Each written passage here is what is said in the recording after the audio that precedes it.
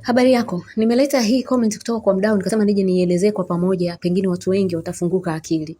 Mdau hapa anasema kwamba sisi viongozi wa Afrika ni viongozi ambao yani hawana discipline katika matumizi.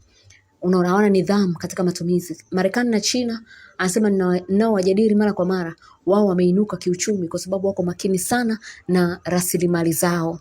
Sasa hebu nisikilize. Kwanza kabisa, vijana wa Afrika. Afrika ni bara ambalo lina vijana wengi. Na hawa vijana wengi hawana ubunifu. Bara lina vijana wengi lakini hawana ubunifu kwa sababu kila siku wao wanalaumu, wao wanaona mabaya tu, hawaoni mema. Kutokana na hilo, ubunifu unalala. Kila siku unapokuwa wewe akili yako inameza vitu ambavyo ni negative, ubunifu unalala. Lakini akili yako ikiwa inameza vitu ambavyo ni positive, ubunifu unaamka. Kwa hiyo ndio maana Afrika ubunifu wa vijana wengi unalala. Sasa ngoja nikupe habari ya upande wa pili, nikufunue macho juu ya system za upande wa pili ambazo mara nyingi watu huwa mnahisi kwamba wao wako salama. Tukianza na Mchina, kwa sababu ameweza kumzungumzia Mchina kwamba Wachina wana discipline sana ya matumizi, ndio maana wameweza kuinuka, wanaangalia sana rasilimali zao. Vijana mnatakiwa kutambua kwamba katika mataifa yote viongozi wazuri wapo, viongozi wabaya wazembe wapo, kwa sababu mataifa yote yanaongozwa na binadamu, sio malaika. Kwa hiyo katika mataifa yote wanasiasa, kuna wanasiasa wazuri na wanasiasa ambao sio wazuri. Hata huko China ambapo watu wanapaona kama vile labda kila kitu kimenyooka.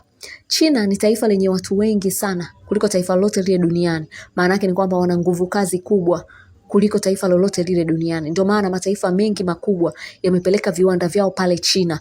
Umeona, kutokana na kwamba kuna nguvu kazi kubwa. Kwa hiyo China imegeuzwa kuwa kiwanda cha dunia. Sasa huwezi ukajilinganisha na taifa ambalo lina nguvu kazi kubwa kuliko nyie. Umeona, hapo lazima utaangukia pua. Kwa hiyo cha kwanza kilichookoa wa China, wako wengi sana kuliko nchi yoyote. Lakini cha pili, kuna viongozi wenye sera nzuri. Kwa hiyo unapokuwa na nguvu kazi kubwa alafu ukatengeneza sera nzuri, lazima ufaidike. Lakini pia kama nilivyosema, hatuongozwi na malaika mataifa yote, tunaongozwa na binadamu. Hata China wapo viongozi ambao wana sera mbaya, na ndio maana katika serikali zao, hasa serikali zile za mitaa, kuna rushwa nzito za ujenzi, na ndio maana kuna madeni mengi tena makubwa kuliko madeni yetu sisi. Umeona, madeni ya China yale katika serikali za mitaa ni makubwa kuliko deni letu sisi la taifa hata mara 100 yake. Umeona? Kwa hiyo mnatakiwa mfahamu kwamba mnapoona serikali imenyanyuka juu, kuna vitu vingi vilivyofanya inyanyuke juu, lakini pia haimaanishi kwamba hakuna uzembe unaofanyika. Umeona? Tunaingia Marekani. Unapolinganisha Marekani na taifa letu au mataifa yetu sisi ya Afrika, ni kama tunaoneana, kwa sababu sisi hapa hatujawahi kuweza kuwa na mabavu ya kuwa na ujambazi wa kuweza kwenda kuteka rais wa nchi fulani ili tuibe mafuta yao, na tukajitangaza kabisa hadharani kwamba sasa hivi sisi tunachukua mafuta ya Venezuela. Hatujawahi kuwa na unyama au ushetani au ujambazi wa kwenda kuivamia nchi bila sababu yoyote ili tuchukue mafuta yao, kama Marekani walivyoenda kuivamia Iraq ili kupata control ya mafuta, na wakatengeneza mfumo wa kifedha Iraq pale. Fedha ya mafuta ya Iraq iko mikononi mwa Marekani. Sisi hatuwezi kufanya kitu kama hiko. Umeona? Hatutumii sisi jeshi kukandamiza mataifa mengine ili kupata maliasili. Mataifa yetu yanajiendesha kwa kutumia kodi peke yake, kitu ambacho wao wenyewe wa Marekani hawawezi kujiendesha kwa kutumia kodi peke yake. Ndio maana wanakusanya pesa nyingi sana za kodi kuliko nchi yote ile, lakini bado wana matumizi makubwa kuliko kodi wanayokusanya. Matokeo yake ndio maana deni lao la taifa linaongezeka kila siku na wanashindwa kulilipa. Mmenielewa? Kwa hiyo kujilinganisha na watu ambao wao wana uwezo wa kufanya ujambazi ili waweze kupata maliasili, ili waweze kujiboost kiuchumi, ni kama tunajionea. Matokeo yake mnaanza kusinyaa kwa stress na kujiona hamfai, mmekaa kwenye mataifa yasiyofaa. Matokeo yake ubunifu kichwani mwenu unaondoka, mnakata tamaa za maisha, mnajikuta mifukoni hakuna hela, mnajikuta kila siku mnakuwa wa kulaumu. Mwisho wa siku ndio hivyo tena. Umeona? Lakini mkiwa mnajua kupambanua vitu kama hivi, maana yake mnapata amsha ya mapambano. Vijana wenzenu wa zamani ambao ndio walikuwa kina Julius Kambarage Nyerere, enzi za ujana wao, walikuwa na amsha. Akili yao ilikuwa inafikiria mambo positive, hata kama wamewekewa mitutu ya bunduki na wazungu. Unaona, tunatawaliwa, lakini akili zao zilikuwa zinafikiria mambo kwenye positive way. Kwa hiyo amsha ile ndio maana iliweza kuwafanya kwa challenge wazungu, wakaondoka katika mataifa yetu. Sasa kijana unapokosa amsha kila siku wewe unameza vitu ambavyo viko negative tu. Wakina Nyerere nao wangekuwa na meza vitu ambavyo viko negative tu, wangeamini kwamba hatuna nguvu ya kuwatoa wazungu katika ardhi zetu. Wangekaa wananyongonyea hivi. Umenielewa? Mpaka leo tulikuwa tunatawaliwa. Sasa tunapojilaumu sisi hatuwezi kusimamia rasilimali zetu, tuna matumizi makubwa, tuiangalie Marekani. Kwa sababu moja ya vitu ambavyo mdau wangu alikuwa analalamika ni kwamba mataifa yetu sisi viongozi wanatumia magari ya gharama sana. Umeona? Ni kama vile watu wengi wanalalamika wanapiga cha juu na vitu kama hivyo. Sasa ngoja nikupe system ya Marekani.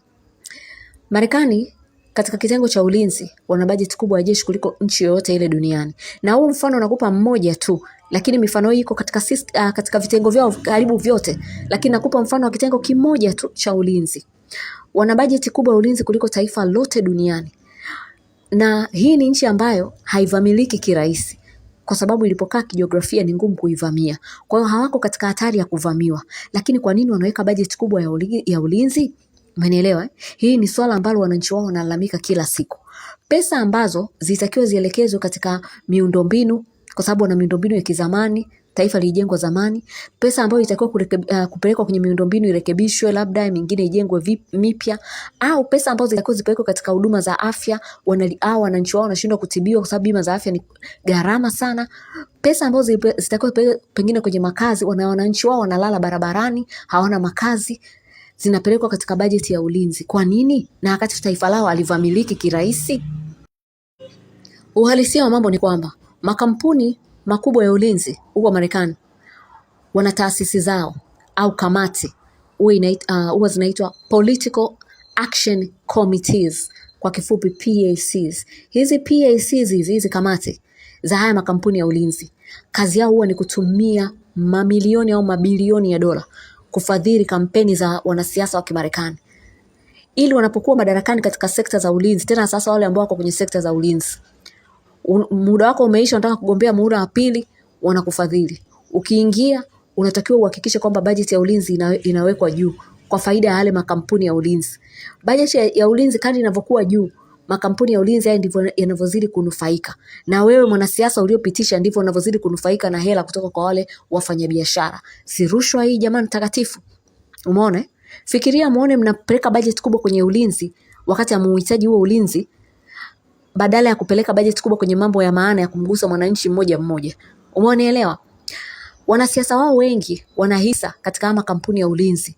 Kadri wanavyoongeza bajeti kubwa ya ulinzi, na wao pia ndio wanavyozidi kupata pesa katika uwekezaji wao wa hisa katika makampuni ya ulinzi. Kwa hivyo vyote ni cha juu wanapiga. Umeona watu wanavyopiga?